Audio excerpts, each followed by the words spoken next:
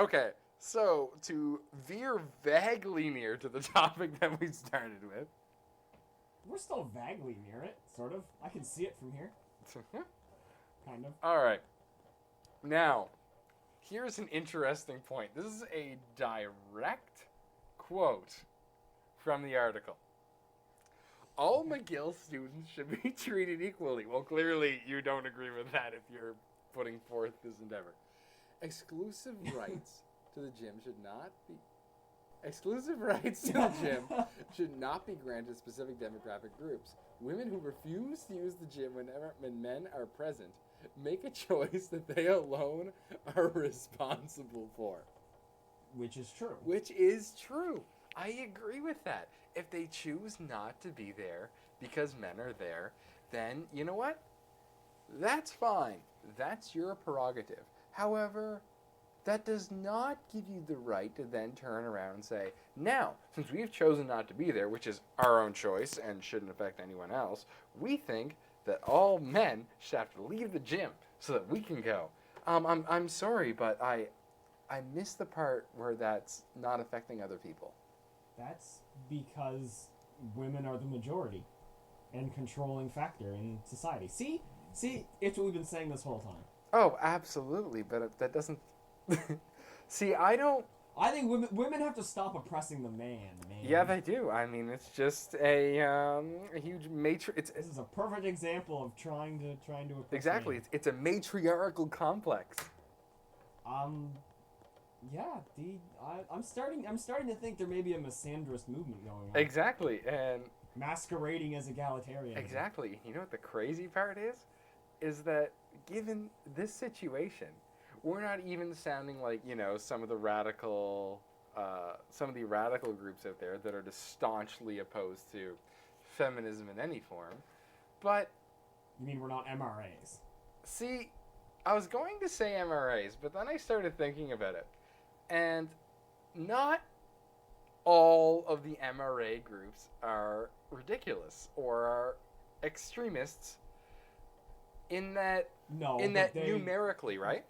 When they talk about things that are being oppressed or rights that are being dealt with, logically, there's absolutely nothing wrong with what the majority of them say. Obviously, like in any group, you're going to have outliers. Well, of course. So you have to ignore that for the sake of having conversation where you have to say, well, not all MRAs say things that are ridiculous. Now, the only examples of ones that say things that are ridiculous are rhymes off list. Now, Alex, what do you think about that? Well, with the MRAs who aren't ridiculous, which do not include rhymes off list, you're just saying straight with political correctness gone bad. But that's your opinion. I think we need to be more politically correct. I think you using the word mad is offensive to people who are upset. I think you need to stop using that word. We need to reclaim the word mad. Slightly flustered people always need to reclaim the word mad. Sorry, just the word mad. All that reminds me of is the... but yeah, no, MRAs, though, I'd say they make as much sense as third-wave feminism. The two are essentially equal in that way. They both tend to go a little ridiculous at times, but they also have their valid points. See, I would disagree with that. I would say that MRAs are more in line with, I'm going to say 1.5 wave feminism. No, you're just a misogynist piece of shit. You stop that. You misogynist. You hate women. Okay, here's a good example. With MRAs right now, okay?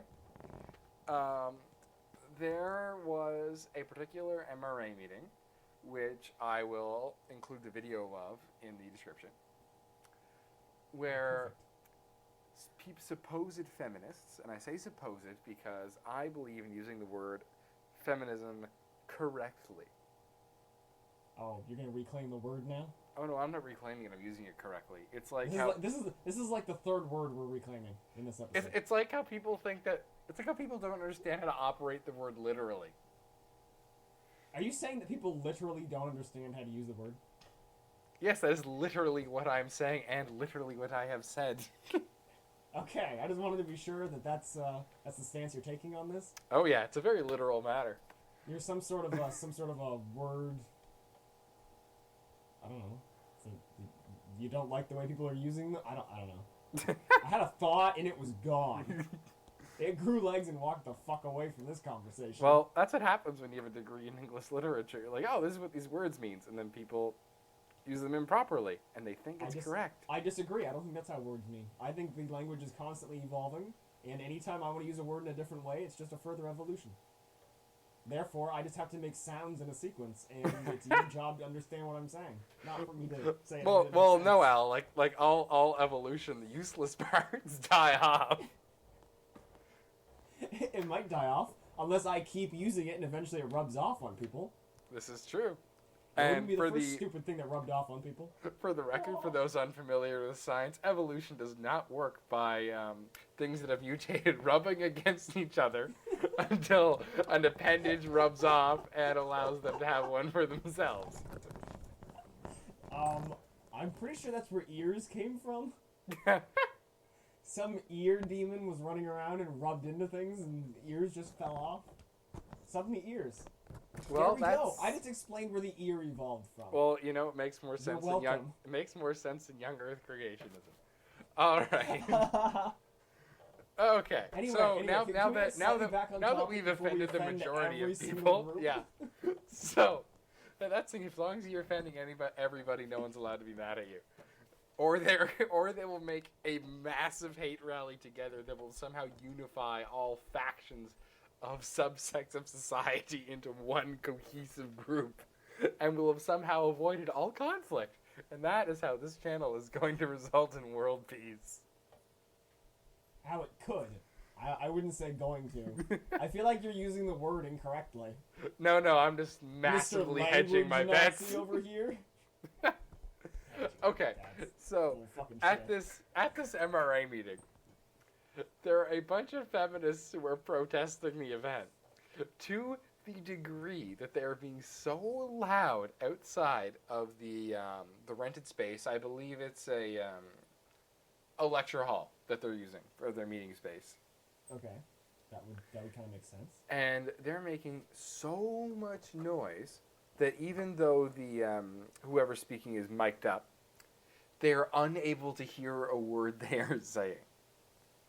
Oh, So I actually remember this story now. yeah, like they bring security people in, and they have a great deal of difficulty dispersing these people. So the MR group, they say, you know what? Fine, we'll have whoever's in charge of our group talk to whoever's in charge of their group, and try to engage in some reasonable discourse. Yep. And resolve the situation amicably. But there is no reasonable discourse when you're busy oppressing the group outside.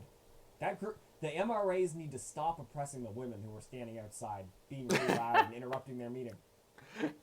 Yeah, Clearly, I'm sure that's clearly the MRAs were oppressing them. Right yeah, now. I'm sure that's their viewpoint. But in the conversation afterwards, the feminist individuals are, you know what? Though in this case, it's not even a matter of which side is more correct or which is more politically correct or which discriminates the least. They don't even engage in discourse, despite the best efforts of the MRA group, who are being more than polite and more than reasonable in trying to sort out the situation. In fact, and that's because they're busy oppressing the women. The women don't want to talk to their oppressors. In fact, the feminist individuals result to simply raising their voices in order to try to use the same arguments over and over again, and completely discount things that are understood facts. My personal favorite one that feminist group brings up is when they talk about the wage gap, which by the way, all current statistics on the matter say that the wage gap is actually favoring women at the moment. The last American census study that they brought through the economic, whatever the fuck group they call it. The last one they released stats for, when I last checked, I believe was 2010. I think was the most recent one. And at that point, they were saying that it was that there was a wage gap, and it was $0.015 on average once you took out, time worked in different jobs, and it may not have even been that high, but it was some small fraction, and depending on the specific jobs or the specific industries, it could easily waver from one side to the other. Yeah, exactly. And a lot of that doesn't even take into account, you know what, say I work at company A, right? And Yeah. a woman works at company B, and we have the same job. But my company is much more successful than hers. Yep. I will get paid more even though I'm doing the same job. Not necessarily. Not If necessarily. it depends. If you're being paid if you get the job and you're given stock, or you're allowed to cash into stock options, you would make more money. Yeah, or even if it's an incentive-based system, right? If I'm just better at the job, Yep. then I'm going to make more money. However, the problem with the statistics that they were using in the U.S., which is why for this stuff I rely on the U.K. ones, Okay. is they don't take into account things like maternity leave. Actually, they do. If you go back to the actual study, it'll come right out, and then it'll say it's 23 cents or 20 cents or whatever the huge Sorry. number is. I shouldn't say.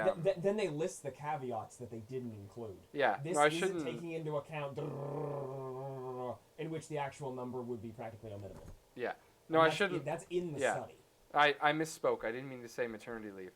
What a lot of the problem was is they're working on projected incomes that are based on, when you started working, what type of job you're in.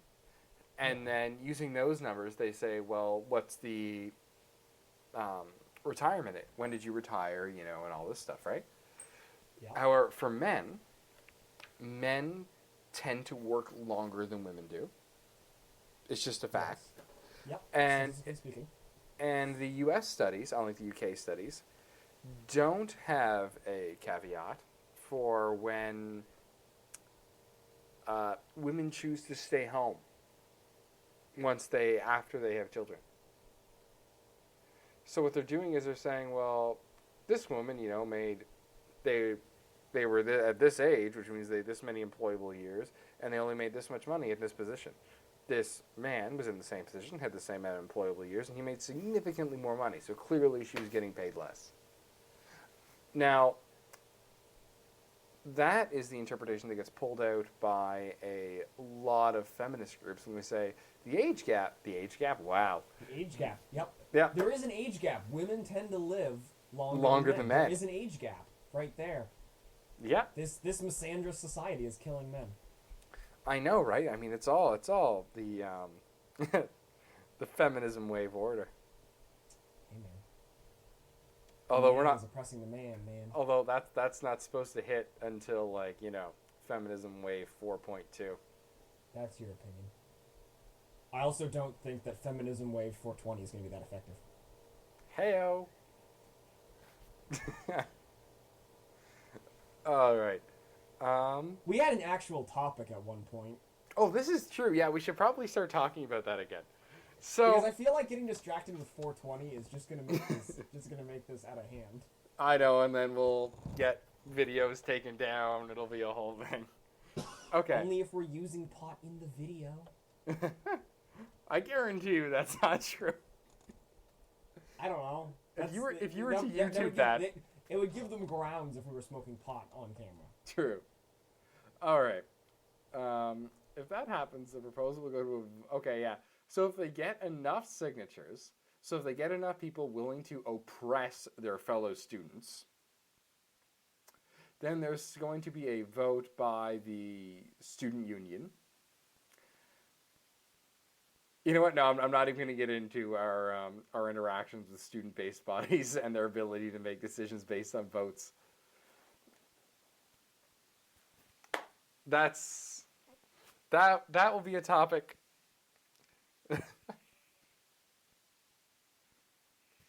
Yeah.